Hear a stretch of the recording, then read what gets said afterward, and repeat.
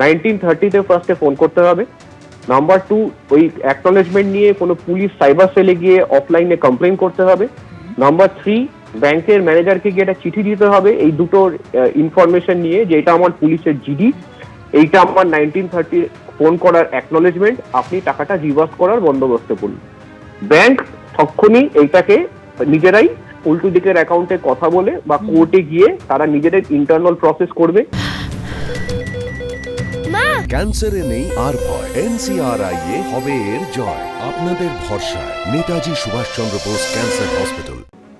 Fourth হচ্ছে, যদি কোনো ব্যাংক সাপোর্ট না করে, অনেক সময় আমাদের কাছে অভিযোগ আছে যে ব্যাংক আমাকে কোনো সাপোর্ট করছে না, গুগল করে আরবিআই কমপ্লেন করলে যে অম্বুডসম্যান আছে সেখানটা থেকে যদি কেউ গিয়ে আরবিআই তে সেই ব্যাংকের নামে কমপ্লেন করে যে আমি কোনো সাপোর্ট পাচ্ছি না, আমি সমস্ত এভিডেন্স দিয়েছি, তাহলে কিন্তু ব্যাংক ইমিডিয়েটলি তার অ্যাকশন নেওয়া শুরু করে এবং তাহলেও কিন্তু অনেক সুরাহা হয়ে যায়। এর জন্য ব্যাংকের সিকিউরিটি এখানে থাকে না, এইটা একটা বড় প্রবলেম। ব্যাংকের একটা সিকিউরিটি 24 আওয়ার্স এটিএম থাকলে থাকা উচিত। বহুবার কাউন্সিলরের তরফে জানানো হয়েছে, আমাদের তরফে জানানো হয়েছে, কিন্তু ইনারা ব্যাংক তরফের থেকে কোনো স্টেপ নেননি।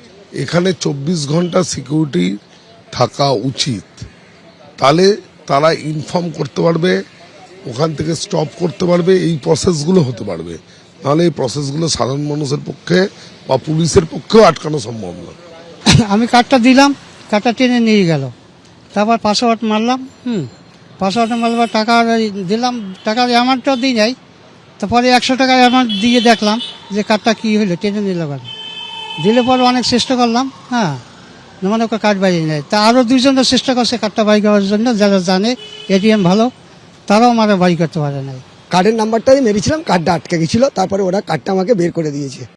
আমি যখন আসি এখানে, যেরকম নর্মালি আমরা এটিএম থেকে টাকা তুলি, সেরকম আমি এটিএম মেশিনে আমি কার্ডটা আমার দেই, তো দেওয়ার পরে কার্ডটা এটিএম এর ভেতরে চলে যায়। তো সেই কার্ডটা আমি বের করার চেষ্টা করেছি অনেকবার, বের হয়নি। তারপরে ওখানে যে টোল ফ্রি নাম্বারটা থাকে স্যার প্রত্যেকটা এটিএমে, আমি সেই এটিএম এর ওই টোল ফ্রি নাম্বারে কল করি। তো কল করার পর ওনারা বলে যে একটা নাম্বার প্রেস করুন, দিয়ে ওটা একটা আপনার যে কার্ডটা ওখানে থেকে গেছে ওটা 033 দিয়ে জাস্ট আপনার পিনটা দিয়ে ক্যান্সেল করে দিন।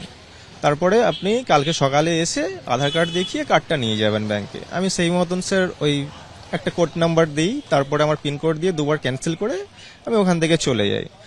তো আমি স্যার এটা হয়েছে 8:20 নাগাদ ইভিনিংয়ে। তো তারপর আমার 10টা নাগাদ আমার অ্যাকাউন্ট থেকে দেখি টাকাগুলো পরপর 10,000 করে কাটতে থাকে।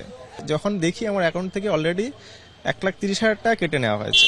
তো তারপরে আমি মানে যতটা পেরেছি আমার অ্যাকাউন্টের যে ব্যালেন্স অ্যামাউন্টটা ছিল ওটাকে অন্য অ্যাকাউন্টে ট্রান্সফার করে নিয়েছি।